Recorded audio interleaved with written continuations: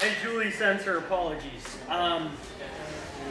But that's not the only good news around marriage in the last couple weeks. I think we should all give a round of applause to celebrate the victory that Ding Dong Doma's dead.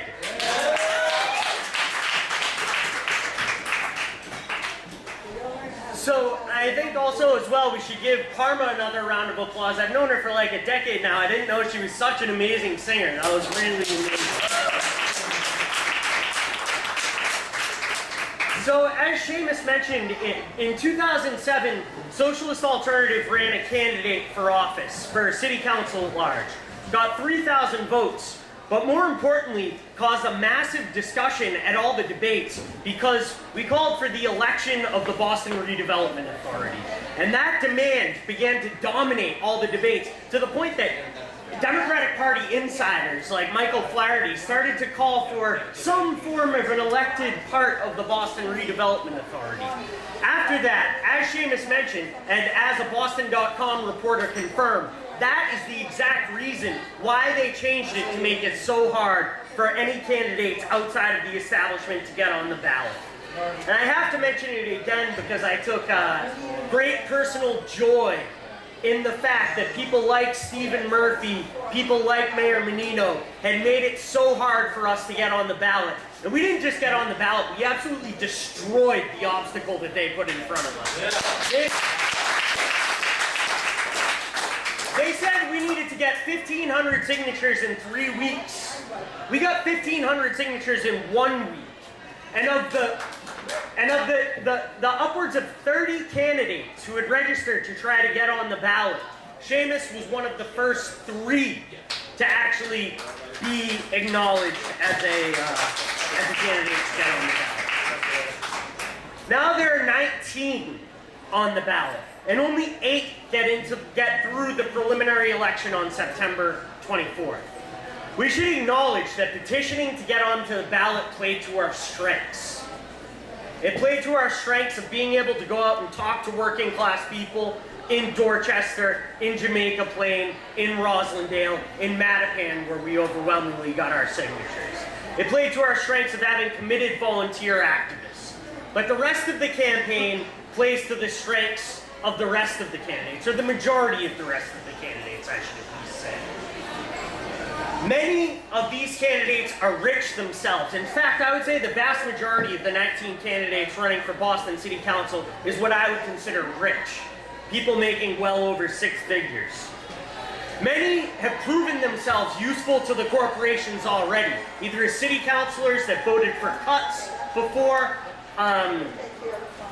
and many have showed that they've been willing to play ball as well. The way they show that they're willing to play ball is in their websites and their policies that talk about how much they love Boston, how much they're so proud to be from this city, as Seamus talked about, making him want to vomit.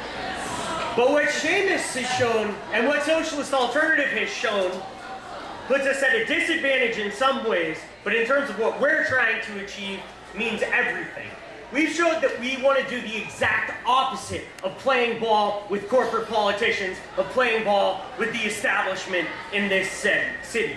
Instead of making empty phrases about wanting an affordable Boston that unifies neighborhoods, etc., we've talked about the concrete demand of $15 and a union. And this concrete demand as well is connected to the type of action that can win it, which isn't just electing politicians, but what has happened is they've shut down McDonald's. They've shut down Burger King. They've gone out on strike, and they've taken the type of action that has won and that's necessary to win victories for working people.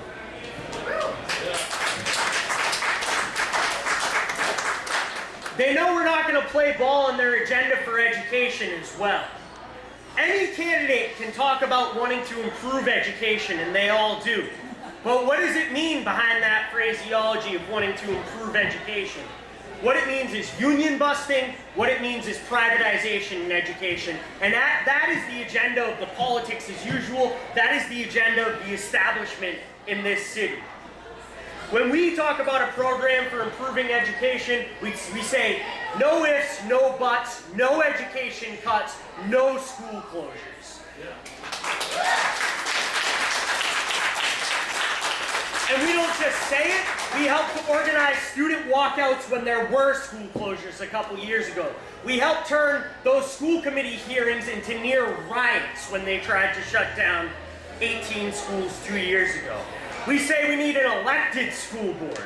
Many of these people come from the appointed school board themselves that are running for office this year. So the establishment, based on what we're putting forward, they can read between the lines and see that we're the enemy of their agenda. But they don't need to read between the lines because we say it openly. We say we are here to fight against the 1% and to fight against establishment politicians in this city. They talk about uniting Boston's many communities and talk about a post-racial society rather than looking at a deeply divided and deeply segregated city that we live in. When we see mass incarceration, when we see that African American and Latino youth are the last hired and the first fired, when we see attacks on immigrant rights and we see police violence running rampant. We don't shy away from the issues that the politicians would like to avoid. And one that certainly makes them angry and makes them united in fighting against our campaign is saying that Seamus won't take more than the wage of an average worker when elected to office. Won't take the bloated $87,500 salary that these city councilors make, that they use to make themselves rich while they're carrying out attacks, budget cuts, and making open-door tax loopholes for the super rich. We haven't made any friends in the media establishment, and although we'd like to see some positive stories, we don't expect it. And 2 weeks ago, the Boston Herald wrote a hit piece on our campaign, attacking the idea of a $15 minimum wage in our campaign that's been putting it forward. They called Socialist Alternative the loony left in Boston. I think Boston Herald's completely loony, but different strokes for different folks. When we responded to their hit piece, they said they couldn't print something that was obviously in favor of a certain candidate, right? They could carry out their hit piece, we couldn't send a letter back. So this shows that unlike these other candidates who have the money, who have the connections within the Democratic Party, who have connections in the media, who've shown they'll play ball with the establishment, no doors are going to be held open for our campaign. So that means, while it's a good sign that the enemy is forced to attack us, that we're going to have to fight for every single vote we can get, for every single ability that we can get to raise people's consciousness and to promote the struggles that it can actually win real change. And while we'll have to fight for every vote, this campaign isn't about votes, because it's mass movements that change society, as Seamus mentioned. It's raising consciousness that changes society. And that's what this campaign is about. It's about putting forward a program that can arm our movements going forward, and it's about raising consciousness in order to be able to win victories. Luckily, we've seen some victories in the last couple weeks. In the last few days. In Texas, we saw the struggle it would take to defend women's reproductive rights against the right-wing onslaught. It's not about electing more Democrats. If we needed to elect Democrats to win the fight for oppressed people, then we would have won it long ago. And we've seen also DOMA as well.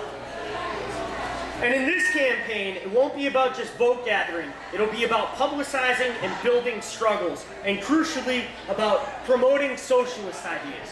Whatever the establishment will give with one hand, they'll take away with the other. And that's why we need fundamental change, not just band-aids on gaping wounds that capitalism has created. Every dollar that can be donated to this campaign can build the struggles of working people. And this isn't just about Boston. This is about a national movement and an international movement to fight for the policies of the 99%. Our campaign, and we saw the opening for this campaign to make an impact, because there's a vacuum. There's a massive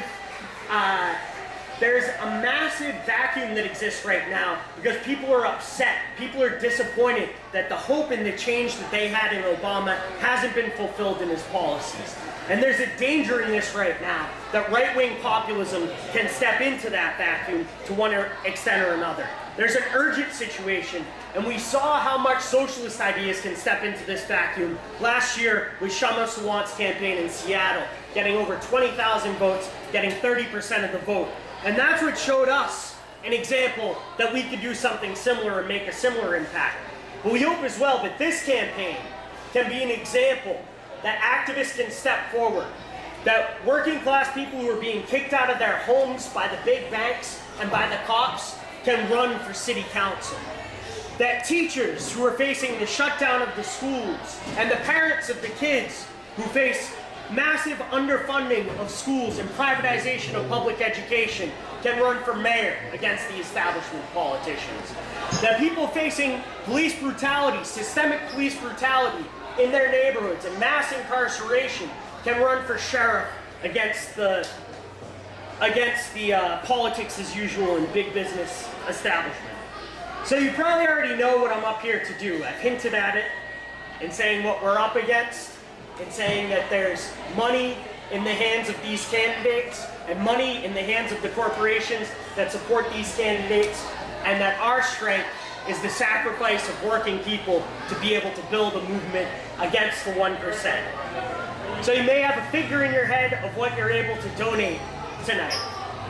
And I want you to think about that figure of what you can give. And then I want you to add $1. I want you to add $1 for every time your boss has tried to tell you how to do a job that you know how to do better than that boss. I want you to add $1 for every time you've talked about your politics and people have said, no, you need to vote for the lesser evil, or the time just isn't right. I want you to add $1 for every time you've talked about your vision of society and someone said, well, you can't do anything to change things.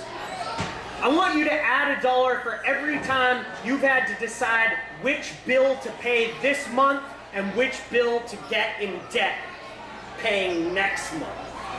I want you to add $1 for every time you've looked around your workplace and realized there's too much work and not enough people to do it. I want you to add $1 for every time you've been pissed off at what you see in the media, how they portrayed the Boston bombing, how they portrayed working people, how they portrayed the big business agenda and tried to make it look as if it's in our favor. A $250 donation, our organizers don't get paid much. A $250 donation can pay one of our organizers for a week. A $200 donation can get 50 high-quality union-made down the road at Red Sun Press, union-made yard signs to put up in the yards of the people that support this campaign. A $150 donation can get us 2,000 leaflets that'll get in the hands of working class, poor, and young Bostonians.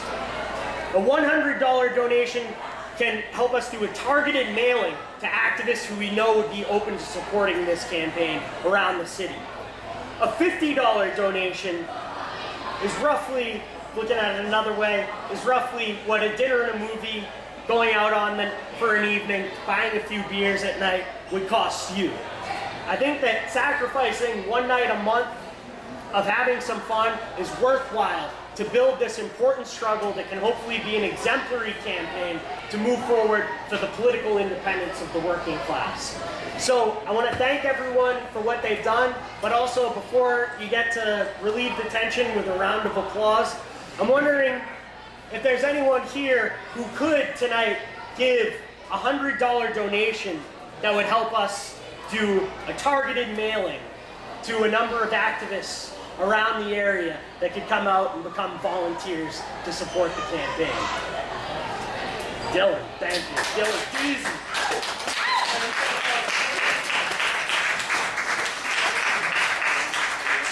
We appreciate that, and that can get us started, and we can pass around donation forms for more people to get involved, but also more crucially, also to come to volunteer trainings and help us in July as we make a massive push to canvass working class neighborhoods, particularly in Dorchester and Jamaica Plain. So thanks for listening to me and being put through this.